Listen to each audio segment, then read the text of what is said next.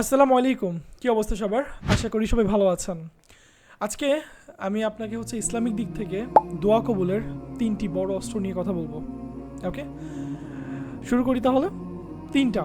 প্রথম, আপনি আপনার পুরা জীবনে আল্লাহকে সন্তুষ্টি করার জন্য কোনো একটা কাজ করছেন। আপনি ওইটার উসিলা করে আল্লাহর কাছে কিছু চান, আপনার দোয়া কবুল হয়ে যাবে। নাম্বার 2, তাহাজ্জুদের নামাজ।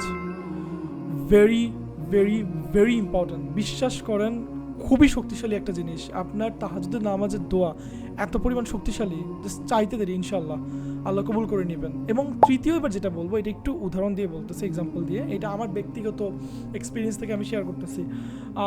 এই এক্সাম্পলটা হচ্ছে যে আমি ধরেন কোনো ফর এক্সাম্পল, আমি আমার বিজনেসের ক্ষেত্রে কোনো একটা ব্যাপারে আটকায় গেছি, কোনো একটা ক্যাম্পেইন প্রজেক্ট বা কিছু একটা জিনিস আমি আল্লাহর কাছে বারবার চাচ্ছি, বাট এখন আল্লাহ তালা আমাকে দিচ্ছেন না।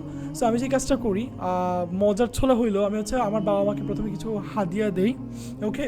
অ্যান্ড দেওয়ার পর বলি যে আব্বু আম্মু আমার জন্য একটা বিশেষ দোয়া করে দেন তো। অ্যান্ড আব্বু আম্মা ওরকম মজা করে বলে যে আচ্ছা হ্যাঁ, একটা বিশেষ দোয়া করে দিচ্ছি তাহলে। And trust me, broom, just instant হয়ে যায়।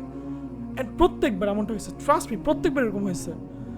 আপনি কখনো কোনো একটা জিনিস আটকায় গেছেন, আপনি কাজ করতেছেন, ইউ ইন এ প্রফেশন, আপনি আপনার বাবা মাকে কিছু একটা হাদিয়া দেন, এটা মজা করে, মজার ছলে, এদিন আব্বু আম্মুরে বলেন, বা আপনি এমনিই বলেন না আব্বু আম্মুরে, আব্বু একটা বিশেষ দোয়া করে দেন তো আজকে, একটা বিশেষ দোয়া করে দিবে। অ্যান্ড ইনস্ট্যান্ট দেখবেন যে ওই জট খুলে গেছে, আল্লাহ আপনাকে ওইখান থেকে উঠে নিচ্ছে, ওই ঝামেলা থেকে মুক্ত করে দিচ্ছে। Try this three, this are the biggest powerful thing in terms of দোয়া কবুলের ক্ষেত্রে, আমি বিশ্বাস করি। আল্লাহ হাফেজ, আসসালামু আলাইকুম।